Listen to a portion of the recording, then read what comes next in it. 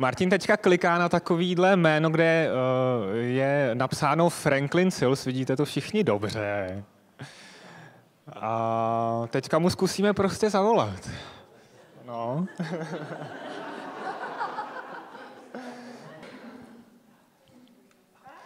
Wow.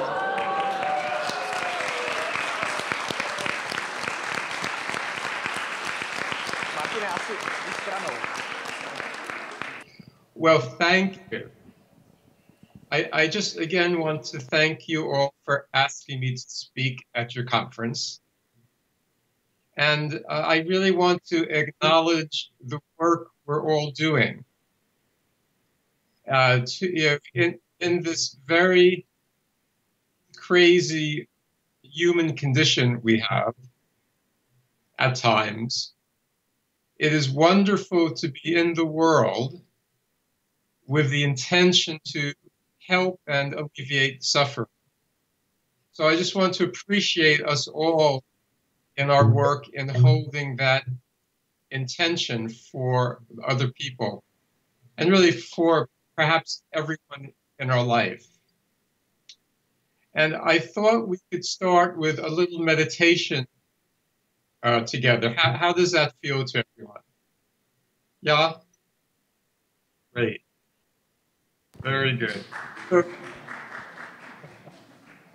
So let's settle together.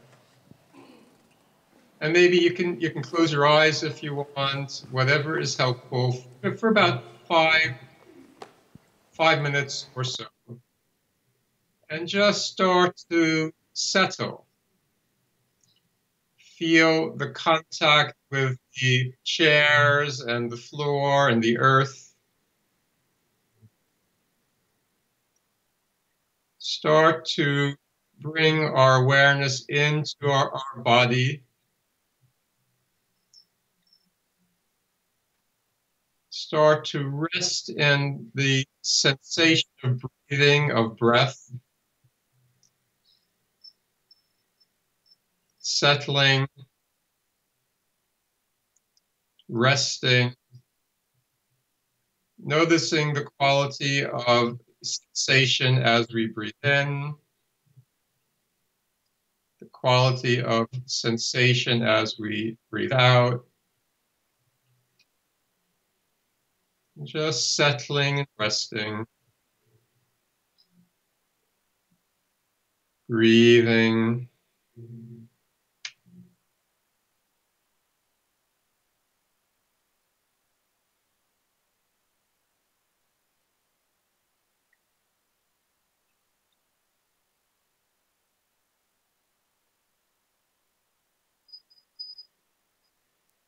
And holding a wide, receptive listening,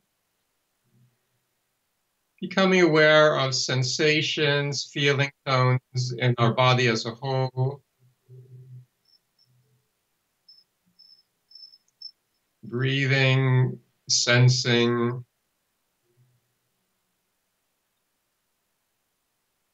And just notice where our starting point is together. What's the felt sense of me just now?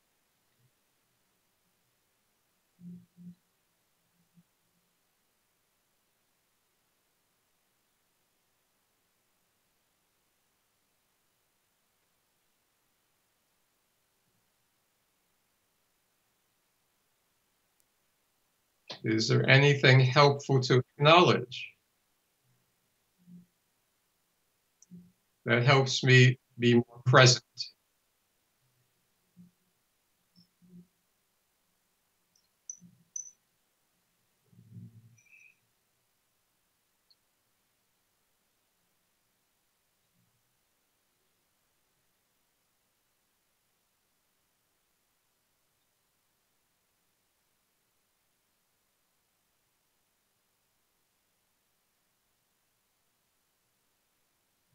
And holding this wide awareness,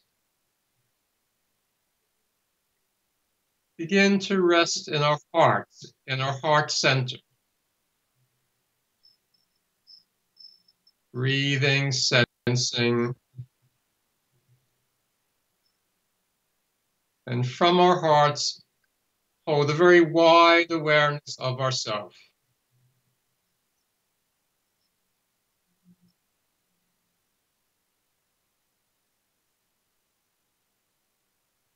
Breathing and resting in our heart center.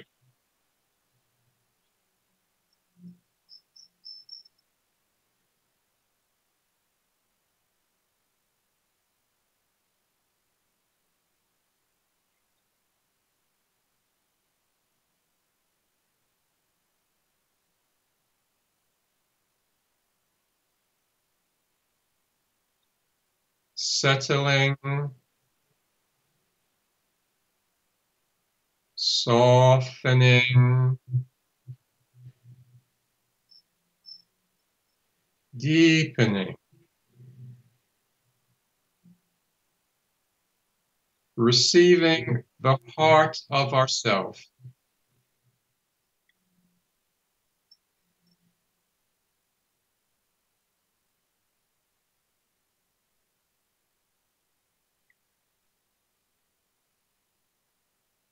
As we rest in the deepening, heart-centered stillness,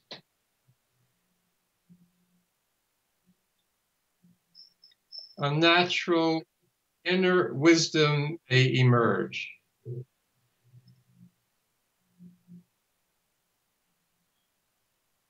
We are heart-centered beings from the beginnings of our life.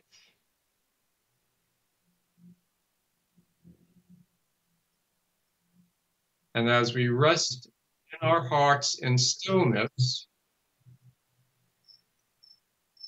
that natural wisdom can emerge. So resting together for a few minutes in our hearts.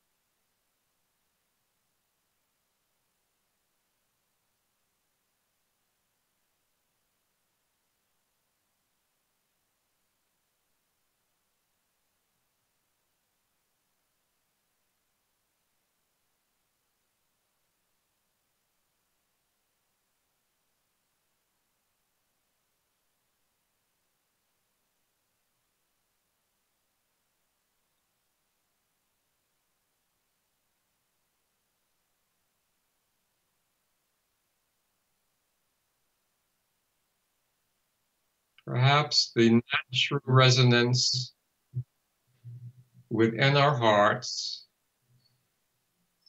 can be sensed by all of us as we settle together. Breathing, resting,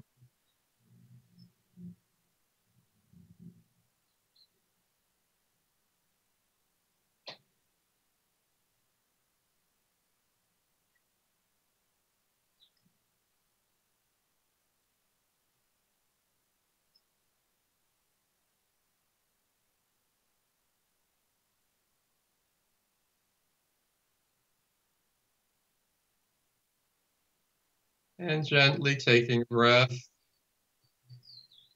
noticing whatever is present,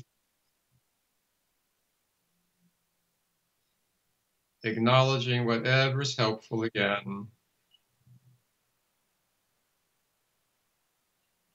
and keeping that wide awareness. Slowly open our eyes again, come into the wider field.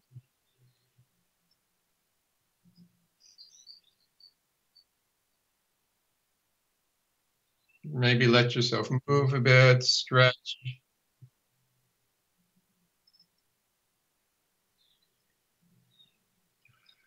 Thank you. So I want to appreciate the theme of our conference, Searching for Inner Wisdom, here at Dr. Sutherland's 145th birthday. So that's quite something. And yeah, he was on such a journey. He really moved from that osteopathic, very biomechanical way of orienting to things to a deep appreciation of the forces of life, and really an appreciation of the spiritual essence which generates that sense of interconnection between being to being, between all of us, and to the nature of the potential of connection to that deeper wisdom within each of us.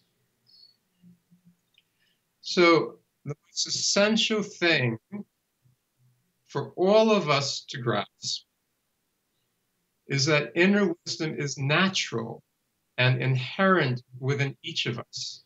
I mean, that's wonderful. Oh, I can cry, actually. There's nothing I need to create or do to know wisdom. Over 2,000 years ago, the Buddha said the nature of chitta, or mind. Chitta is an ancient Pali word for mind. The nature of mind is inherently luminous and free. And that luminosity and freedom at the core of our very being is never lost. As we meet the conditions of life from our earliest times, we generate a sense of self, sense of Franklin, if you like, for me. And that natural luminosity and freedom can become obscure. And there's a natural wisdom and knowing there. But even if it becomes obscure to us when we become attached to our sense of self and conditions, remember, it is never lost. That freedom and luminosity, that natural wisdom is never lost. Likewise, in Chinese Taoism, an ancient text called Inward Training was discovered, about 20 years ago. And they found that it was older than the Tao Te Ching, which is quite amazing. And in it, it had this beautiful statement: the mind essence has no limit. It inherently resides within. Diligently clean out its lodging place, and its vital essence, its potency, will naturally arise. So cleaning out this lodging place means letting go of our needs, letting go of our projections, of our fears, and really being present in this present moment. And as we rest in deeper presence, this natural wisdom, this mind essence, will naturally emerge for us. And perhaps as a human being, our journey is to really reclaim this most basic essence of mind, this most basic essence at the core of our being that is never lost. And as we discover in our work, and in every moment of our work, of our life, as we enter a deeper state of stillness and presence, this essence naturally comes to the forefront. And in our session work, it guides the way. It guides the way the inner wisdom, the natural essence guides the way. And Dr. Sutherland deeply appreciated this. As you know, in 1945, during a session he was giving to a dying man, to a man who is in his process of passing away, Sutherland directly experienced what he called the breath of life, a spiritual essence that cast his heart open in love and compassion. He sensed the breath of life lifting the man's spirit away as he passed. That's amazing. And from this time, Dr. Sutherland really began to more directly experience the potency of the breath of life as an inherent life force that guides the way in session work.